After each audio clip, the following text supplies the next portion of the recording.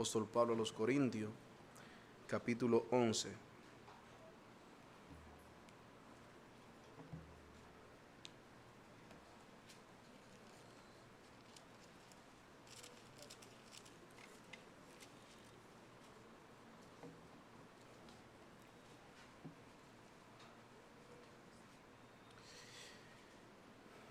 Y antes, oremos una vez más. Señor, nosotros con temor, con reverencia en nuestros corazones, nos acercamos a tu mesa en esta noche. Y queremos, Señor, que tú alistes nuestros corazones, nuestra mente, nuestra alma, para lo que significa estar a la mesa tuya para comer el pan y beber así de la copa.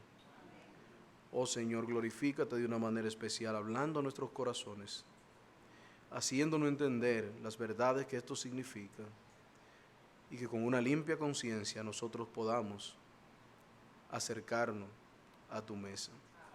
Bendícenos, Señor, y guíanos por amor de tu nombre. Amén.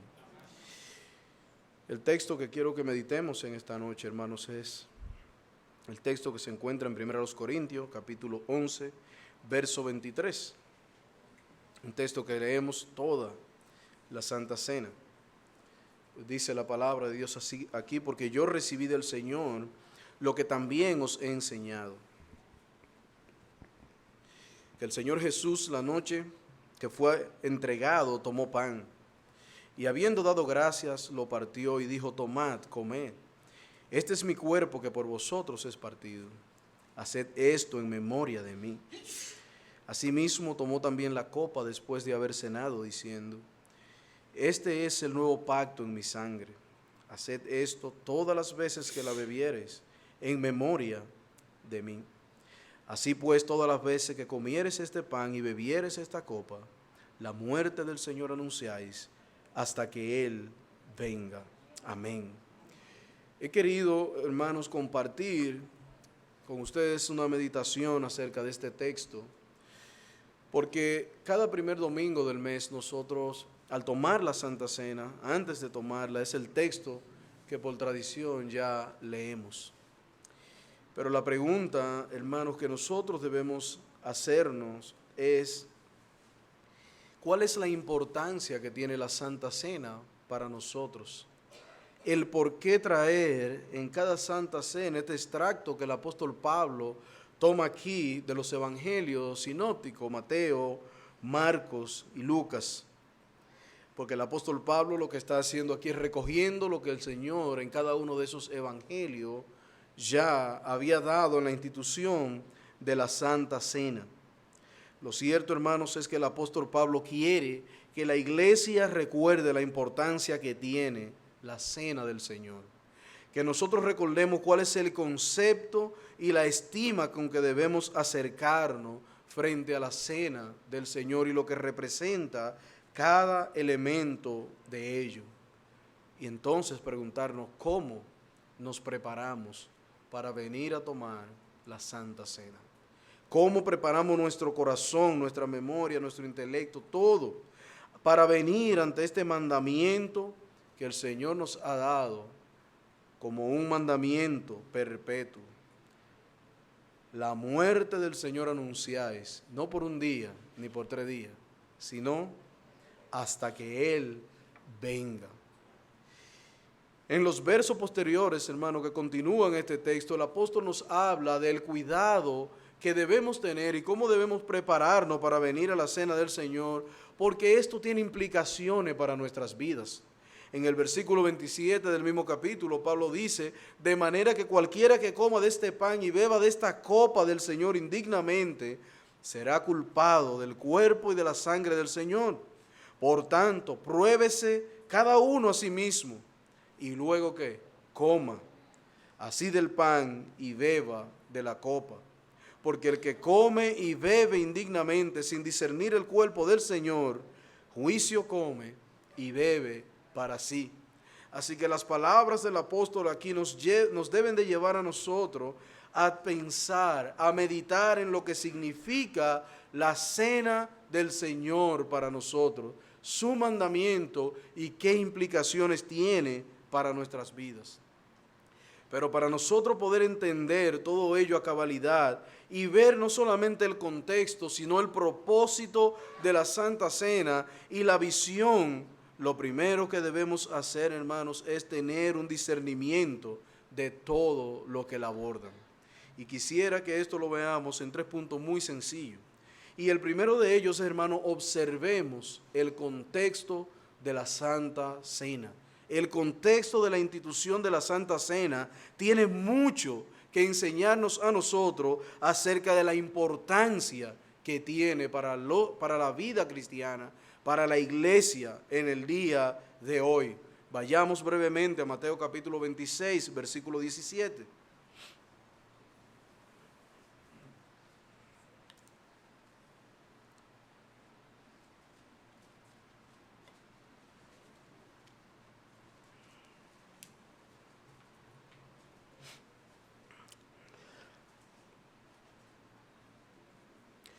El Señor Jesús se estaba preparando para todo lo que iba a acontecer en estos días.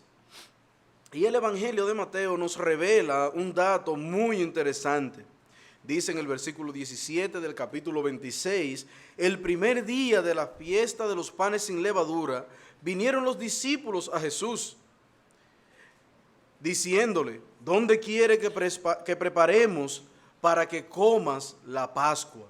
En el texto paralelo de Marcos nos dice el primer día de la fiesta de los panes sin levadura, cuando sacrificaban al Cordero de la Pascua, sus discípulos le dijeron, ¿dónde quieres que vayamos a preparar la Pascua? Luego de ahí el Señor Jesucristo le da unas instrucciones. Id al pueblo y encontrad a cierto hombre y decidle que prepararemos la cena allá. Luego vemos al Señor Jesucristo reunido en ese lugar para tomar allí la Pascua. Así que en este contexto de la reunión del primer día de la Pascua o de los panes sin levadura, es donde se da la institución de la Santa Cena. Los días de los panes sin levadura y del sacrificio del Cordero marcaban lo que para Israel era una fiesta muy importante. Observen que ambos textos hablan del día, el primer día de la Pascua, de los panes sin levadura. ¿Y por qué esta referencia a los panes sin levadura y al sacrificio del Cordero? Una de las fiestas más importantes para el pueblo de Israel era celebrar cómo Dios lo había sacado de Egipto y los portentos y obras que Dios hizo a favor de ellos para traerlo hacia la tierra prometida. Así que la Pascua no es más que la celebración de la liberación del pueblo de Dios del yugo de los egipcios. Nosotros podemos ver en el capítulo 14 de Éxodo, cómo Dios no solamente muestra el favor para con el pueblo de Israel, sino que le dice paso a paso todo lo que ellos debían hacer para salir de aquel lugar. Y no solamente eso, sino que también le dice cómo a la posteridad ellos habían de celebrar la Pascua, la victoria, la salida desde Egipto. Un resumen breve lo podemos ver en Éxodo capítulo 12, versículo 13. Vamos allá.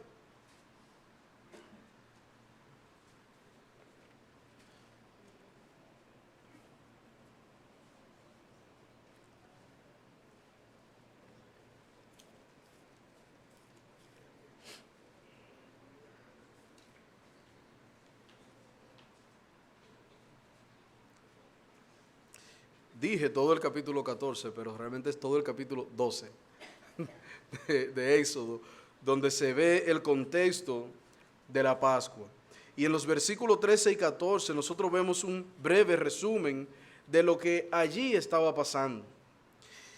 Dice el versículo 13, y la sangre os será por señal en cada casa donde vosotros estéis, y veréis la sangre, y pasaré de vosotros, y no habrá en vosotros plaga de mortandad cuando hiera la tierra de Egipto. Verso 14. Y este día os será en memoria. y lo celebraréis como fiesta solemne para Jehová durante vuestras generaciones. Por estatuto perpetuo lo celebraréis. 7 días comeréis panes sin levadura. Así el primer día haréis que no haya levadura en vuestras casas, porque cualquiera que comiere leudado desde el primer día hasta el 7º será cortado de Israel. Así que en el contexto que el Señor da la institución de la Santa Cena, era el primero de los 7 días de celebración del pueblo judío acerca de la Pascua. Es allí, hermanos, donde los discípulos se acercan y le preguntan, ¿dónde quiere que comamos la Pascua? Es en este contexto donde Jehová los habría librado de la muerte. ¿Por qué? Por el sacrificio del Cordero. El verso 13 de Éxodo que leíamos es el verso posterior a todo el mandamiento de cómo había el pueblo de Israel de ser salvo. Debían degollar un cordero y tintar los dinteles de la casa. Y cuando el ángel de la muerte pasara por allí y viera la sangre, ¿qué haría? Pasaría de largo, seguiría derecho. Así que allí están ellos celebrando cómo el Señor lo había librado de la muerte por el sacrificio de aquel cordero y cómo la sangre colocada en el dintel fue la señal para que Dios perdonara su vida. Durante todos esos días no comieron nada leudado, sino que se prepararon para su posterior liberación. Y nos pudiéramos preguntar, ¿pero qué tiene todo esto que ver con la Santa Cena? Evidentemente, mis amados hermanos, que así como el pueblo de Israel se preparaba para celebrar la Pascua, el sacrificio, los panes sin levadura, Dios había ordenado en su sabio consejo y en su anticipado conocimiento que también sea el principio de la liberación del dominio del pecado sobre nosotros. Allí en el contexto de la Pascua, Dios había preparado a su Hijo para que instituyera la Santa Cena y así también mostrar al pueblo cómo aquel Cordero del que Juan hablaba, como aquel que iba a quitar el pecado del mundo, instituía esta cena como conmemoración de la victoria que su pueblo posteriormente obtendría en la cruz del Calvario. Es en ese contexto que los discípulos se acercan y van a Él y le preguntan, ¿dónde quiere que preparemos la Pascua? Y en el contexto de esta Pascua el Señor le dice, he aquí mi cuerpo que por vosotros es partido y he aquí la sangre del nuevo pacto en mi sangre. En el contexto de la Pascua judía nace nuestra Pascua. Nace nuestro Cordero, se prepara más bien nuestro Cordero. Por ello nosotros debemos entender qué es la Santa Cena, para que respondamos con la claridad que Israel respondió. En el mismo capítulo 12 de Éxodo, en el versículo 26, un poquito más adelante, dice, y cuando dijeren vuestros hijos, ¿y qué es este rito? El rito de la Pascua, los 7 días de los panes sin levadura, todo ello. Y el Señor le dice, cuando sus hijos le pregunten, ¿y qué es este rito? ¿Por qué hacemos esto? ¿Por qué tenemos que celebrar durante 7 días? La respuesta está en el versículo 27. Vosotros responderéis, le dijo el Señor, es la víctima de la Pascua de Jehová, el cual pasó por encima de la casa de los hijos de Israel en Egipto, cuando hirió a los egipcios y libró nuestras casas. Entonces el pueblo se inclinó y adoró. Entendieron las misericordias de Dios para con su Padre. Y al ver la misericordia de Dios expresada para con su Padre, todo el pueblo, ¿qué hizo? Adoró a Dios por sus misericordias. ¿Qué es entonces la Santa Cena para nosotros? Si esto era la Pascua para los judíos, la Santa Cena es entonces la representación o el recordatorio del pago por nuestros pecados que Jesús hizo para librarnos de la muerte. Así como el sacrificio del Cordero libró de la muerte a los israelitas, el Cordero perfecto, el Hijo de Dios, había de librarnos a nosotros de la muerte eterna. Habiendo perdonado todos nuestros pecados, habiendo sido crucificado en la cruz del Calvario, nosotros podemos decir con toda certeza he ahí nuestro pan, he ahí nuestra provisión, como símbolo del cuerpo de nuestro Señor. Allí fue partido, y he ahí el vino como representación de la sangre de Cristo, la sangre del nuevo pacto, que dice él, por todos nosotros fue derramada. No olvidemos que el término o la expresión derramada tiene mucho que ver con cómo se presentaba el sacrificio delante del altar. Luego que el sacrificio había sido hecho, ¿qué se hacía con la sangre del cordero? Se rociaba sobre la tapa del propiciatorio, y cuando el humo subía, era acepto ante Jehová. Así fue derramada la sangre del cordero en la cruz del Calvario para que el Padre sea total y completamente satisfecho. Así que, hermanos, es en este contexto de la celebración judía de la Pascua que recibimos la Santa Cena. Y recuerden que este tema es recurrente. El pastor Dante leía ahora mismo en Juan, y cuando leemos en Juan, fíjense que como dice, y como era en los días de la Pascua, tenían por costumbre que se indultaba, igual que aquí en diciembre. Aquí en diciembre los gobernantes no indultan. Pues ellos en su fiesta tenían también un indulto. Por ello, aunque quiso librarlo, Pilato al final lo entregó a que ellos decidan. ¿Y cuál fue la causa? Bueno, como le soltamos uno en esta fiesta de la Pascua, ellos que elijan a quién quieren que le suelten. Y allí el pueblo gritó a Barrabás. Y de allí nuestro Señor fue hasta la cruz. Lo que fue la Pascua para Israel, mis hermanos, es la Santa Cena para nosotros, pero en un grado de trascendencia mayor, pues de manera que aquella Pascua apuntaba a la necesidad de un cordero sin mancha y sin arruga, pues apuntaba a Cristo, el Dios perfecto para los hombres, pero el hombre perfecto para Dios. A Él apuntaba. Cuando leemos en el libro de Hebreo, vayamos allá, capítulo 9, verso 11, y quédense en Hebreo.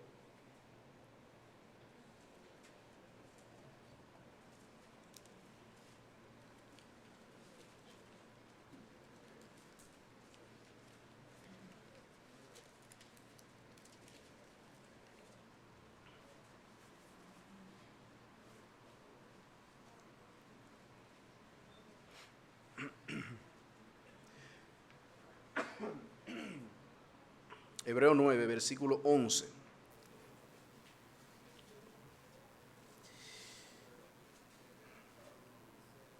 Noten cómo dice el texto. Pero estando ya presente Cristo, sumo sacerdote de los bienes venideros, por el más amplio y perfecto tabernáculo no hecho de mano, es decir, no de esta creación, y no por la sangre de machos cabríos ni de becerros, sino su propia sangre. Entró una vez y para siempre en el lugar santísimo, habiendo obtenido eterna redención. Porque si la sangre de los toros y de los machos cabríos y de la ceniza de los becerras rociada a los inmundos santifican para la purificación de la carne, cuánto más la sangre de Cristo, el cual mediante el Espíritu eterno se ofreció a sí mismo sin mancha a Dios, limpiará vuestra conciencia de obras muertas para que sirváis al Dios vivo. Así que por eso es mediador de un nuevo pacto, para que interviniendo la muerte para remisión de la transgresión que había bajo el primer pacto, los llamados reciban la promesa de la herencia eterna. Así es, hermano, que este es el contexto en que se da la institución de la Santa Cena. Observemos entonces en segundo lugar, y no menos importante, los elementos de la Santa Cena. Cuando consideramos los elementos de la Santa Cena, hermanos, vemos que el Señor Jesús tomó pan y tomó vino. Tomó pan y tomó vino. Estos elementos simbolizan el cuerpo y la sangre del Señor. Durante estos tiempos se ha generado grandes controversias. Desde hace mucho tiempo se han generado grandes controversias en este sentido. Grandes hombres de Dios como Martín Lutero y padre de la Reforma, dado su contexto de monje, hermano, siguió creyendo en la transubstanciación. La transubstanciación es la posición que sostiene que cuando nos sentamos a la mesa, real y efectivamente, el pan es la carne y el vino es la sangre. El pan es el cuerpo y el vino es la sangre. Muy al principio de la historia, hermanos, de la iglesia ha habido mucho tipo de influencia en este sentido. El hiperliteralismo cristiano, el paganismo supersticioso ha hecho que la cena del Señor para muchos tome un aspecto hasta misterioso. Hay iglesias hoy en día, hermanos, que a los presos, a los desahuciados, a los vagamundos les llevan la cena del Señor como un medio vivificador. Les llevan el pan y les llevan el vino, poniendo o asignando un poder sobrenatural a los elementos. Muchos tomaron en serio o tomaron muy literal, este es mi cuerpo, sin haber tomado en cuenta su contexto. Lo tomaron muy literal, sin ver todo el contexto. Y de esta manera, cuando el pan es partido para ello en la Santa Cena, real y efectivamente, hermanos, para ello se está realizando un sacrificio. Porque hay una encarnación y hay un sacrificio cada vez que se sirve la Santa Cena. Eso es lo que sostiene la transubstanciación. Se le ha dado un concepto supersticioso a ello. Hermanos, y eso no es de ahora, desde mucho tiempo. Para esto, hermanos, Agustín de Hipona levantó su voz y aunque habló del pan y del vino como el cuerpo y la sangre de Cristo, distinguió dos elementos importantes, el signo y la cosa significada. Diciendo el signo es el pan y el vino, pero el verdadero significado de ello lo es Cristo. Allá lo llevó Agustín. Escribió negando que el malvado, aunque reciba los elementos, podrá recibir la misericordia de Dios, y acentuó que la Santa Cena tiene un aspecto únicamente conmemorativo y de recuerdo de la muerte y resurrección del Señor Jesucristo.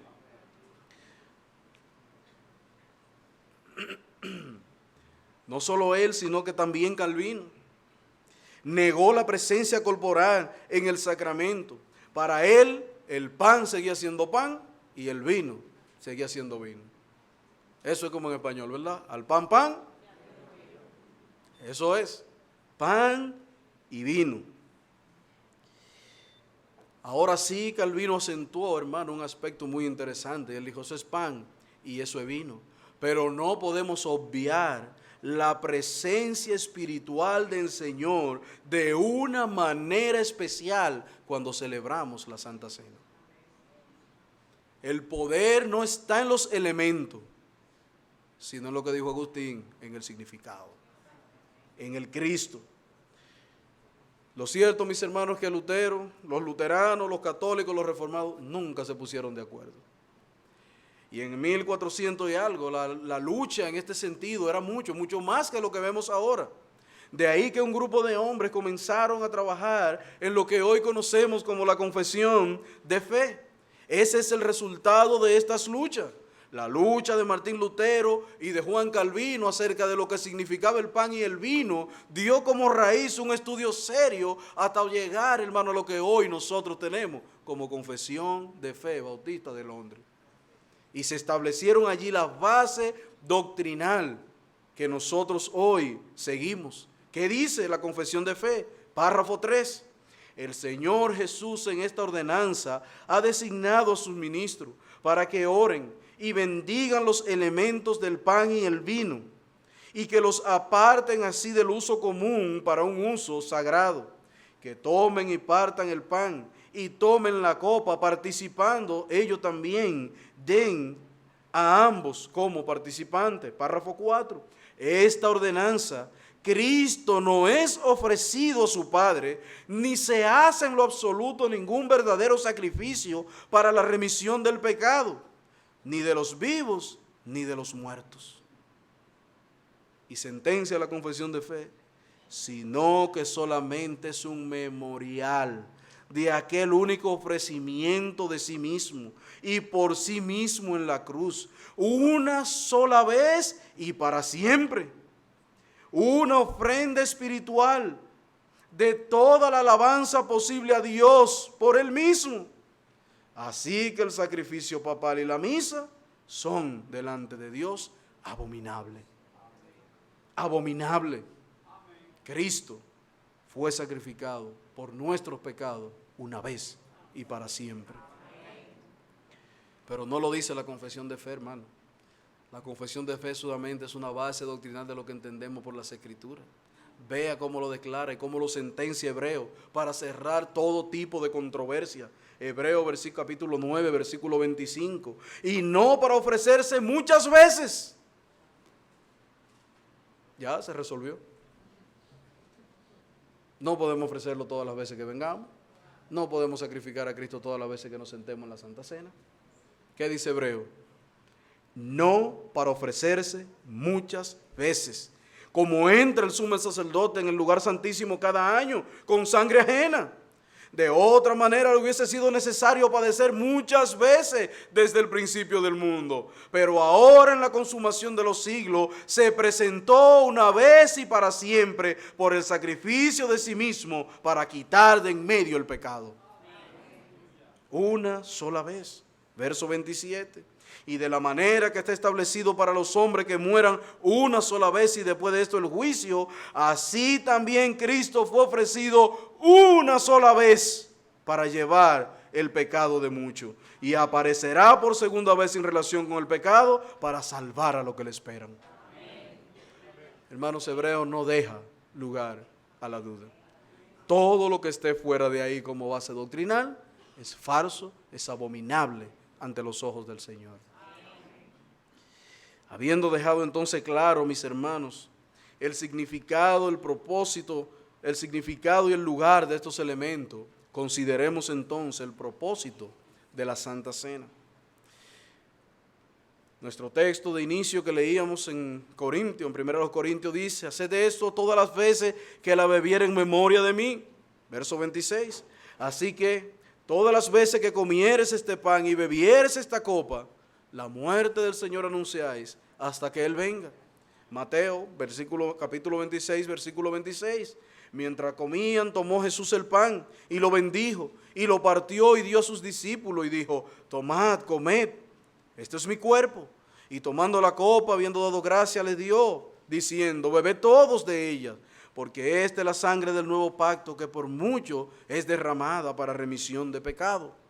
De modo que cuando consideramos ambos textos, o los tres textos, podemos ver el propósito de Dios al instituir este glorioso momento. El propósito de la cena del Señor está implícito en estos textos, pero también la confesión de fe nos deja 6 principios que debemos observar al participar en la mesa como el propósito de Dios en ella. En el párrafo 1 de nuestra confesión de fe dice, la cena del Señor Jesús fue instituida por Él mismo, la noche que fue entregado. Y dice, ¿para qué? Para que lo observaran hasta el fin del mundo. Nosotros debemos observar este mandamiento hasta el fin del mundo. En segundo lugar, para el recuerdo perpetuo y la manifestación del sacrificio de sí mismo en su muerte. En tercer lugar, para confirmación de la fe de los creyentes en todos los beneficios de la misma. Para confirmación de la fe de los creyentes, hermanos, en todos los beneficios de la misma. El quinto propósito que declara la confesión de fe, para su alimentación espiritual y el crecimiento de nosotros. Para un mayor compromiso de las obligaciones que le debemos a Él y para hacer un vínculo y una prenda de comunión con Él y entre nosotros mutuamente. Ahí está el propósito. La Santa Cena entonces, mis hermanos, es un medio de bendición para los creyentes, pues cuando participamos de ella en obediencia a este mandato, anunciando la muerte del Señor y haciendo memoria de su gracia a favor nuestro, esto se vuelve un medio de bendición para nuestras almas.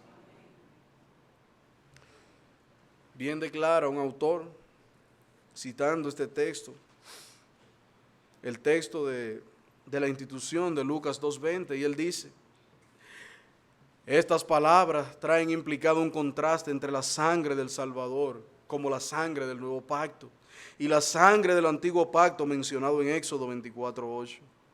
Esta última era solo una representación umbrosa de la realidad del Nuevo Testamento.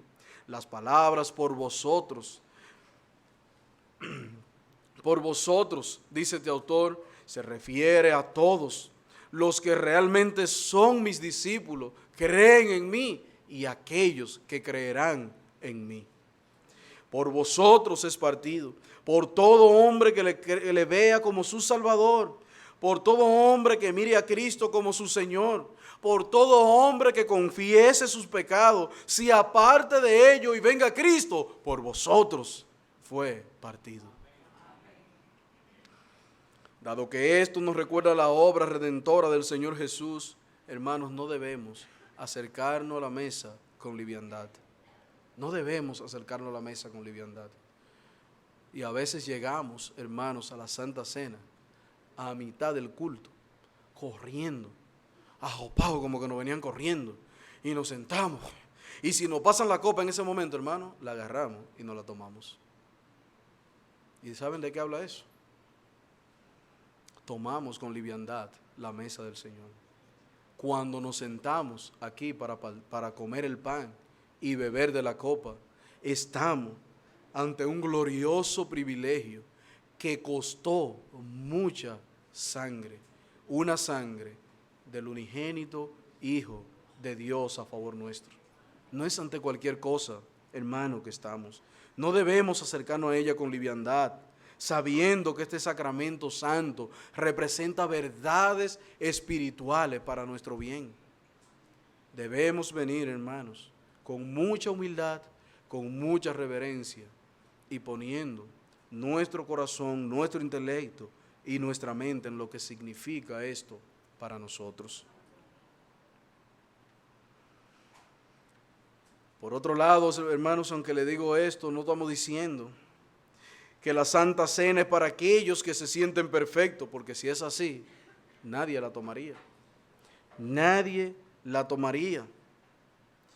Ella es para fortalecimiento de nuestra fe, para comunión con los hermanos. Por tanto, debemos prepararnos antes de venir a ella, confesando nuestro pecado al Padre, buscando el perdón y la gracia del Señor, a fin de presentarnos a Él en toda humillación y venir entonces con este corazón a tomar el pan y a beber de la copa.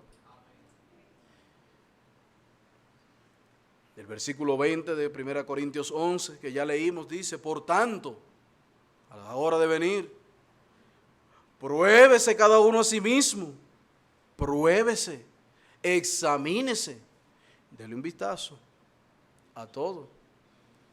Y si encontraste algo, estás a tiempo de clamar por perdón, porque Él es fiel y justo para perdonarnos. Estamos a tiempo de pedir perdón.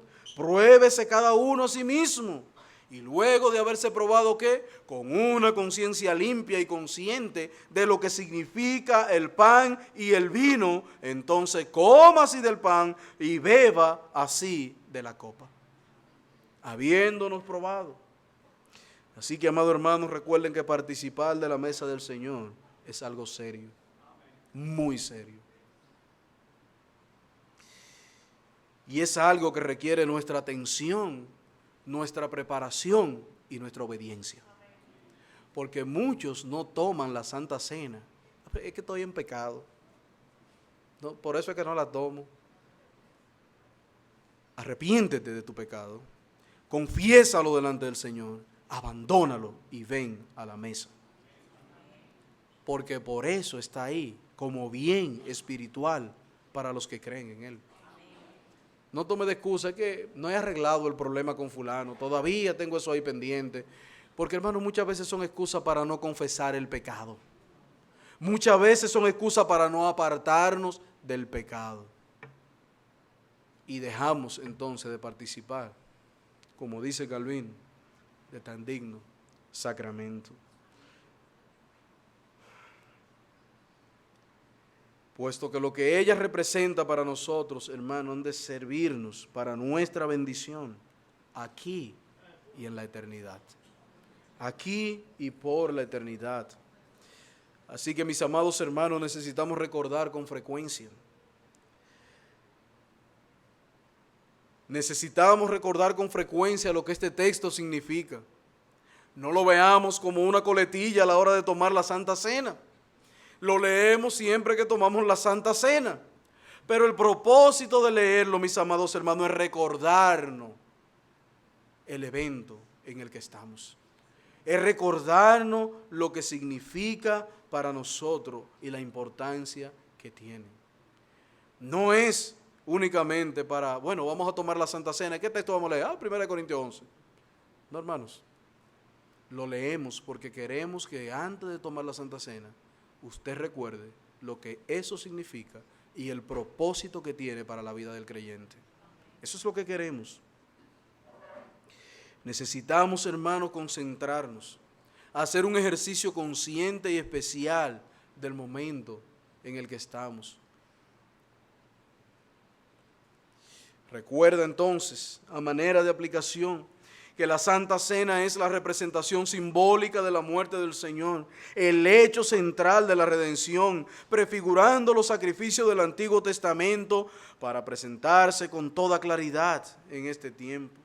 La Santa Cena, por tanto, representan para el creyente un medio de bendición y de fortaleza espiritual. Por tanto, mis amados hermanos, preparémonos para venir a disfrutar de los beneficios obtenidos por Cristo en la cruz del Calvario. También, hermanos, simboliza la participación del creyente con el Cristo crucificado. La celebración de la Santa Cena no es solamente mirar a los símbolos, sino aquellos que lo reciben y se alimentan, no alimentándose de ello físicamente, sino de una manera figurativa. Comen el pan de vida del Hijo del Hombre y beben la sangre, es decir, simbolizan de manera apropiada los beneficios asegurados frente a la muerte de Cristo. Por eso muchas veces Él dijo que yo soy el pan de vida. Y la gente no andaba mordiendo a Jesús en la calle porque Él era el pan. ¿Verdad que no? ¿Qué estaba diciendo Él? Yo soy el medio de alimento espiritual para todos los que creen en mí. Esa es la verdad espiritual. Yo soy el pan de vida. Cuando hablaba con la samaritana y le dijo que le daré un agua que no tendría sed jamás. Y ella se preguntó, pero ¿y dónde está esa agua? ¿Dónde está esa agua? El agua que sacia la sed espiritual de todo hombre es el Señor y Salvador Jesucristo. Y eso era lo que ella tenía que entender allí. Así que más que ver lo literal, hermanos, tenemos que ver los beneficios espirituales que allí hay. La Santa Cena simboliza, por tanto, la unión de los creyentes entre sí. Mírennos aquí, todos sentados alrededor de Cristo y recordándolo en la mesa. Como miembros del cuerpo místico de Cristo, nosotros constituimos una unidad espiritual. Comemos el mismo pan y bebemos de la misma copa. Como bien lo declara 1 Corintios capítulo 10. ¿No bebimos todos de la misma bebida espiritual? ¿Todos de la misma bebida espiritual? Así que, hermanos, cuando estamos frente a la Santa Cena, estamos en un momento de comunión íntima, los unos con los otros delante del Señor. Así que, mis hermanos, para terminar, cada primer domingo cuando nos sentemos a la mesa, ejercita tu conciencia. Ejercita tu conciencia, ponla clara, desarrolla tu intelecto. Ven con un corazón agradecido, con una conducta madura en la fe de los beneficios espirituales que representa la Santa Cena para nosotros. No olvide que están en la mesa y que podemos acercarnos a ella de manera indigna y que esto podrá traer juicio y destrucción. Por tanto, hagamos este ejercicio en nuestra conciencia. Pon tus cuentas claras con Dios. Confiesa, mi hermano, aquellas debilidades, aquellos pecados que se han convertido dominantes en tu vida. Ve al Señor. Él tiene el poder para perdonarte de ellos y darte la gracia para tener victoria sobre ellos. Yo sé que muchos dirán, he luchado tanto con ese pecado y cuando he creído que ya lo dominé, vuelve otra vez y me ataca. Y yo te diré, no eres el único. No eres el único. Pero la sangre de Jesucristo me limpia de toda maldad. Nos prepara, nos hace acepto en el amado cuando clamamos a Él en arrepentimiento y fe. Y podemos con una limpia conciencia, luego de haber confesado nuestros pecados, sentarnos a la mesa, comer el pan y beber así de la copa.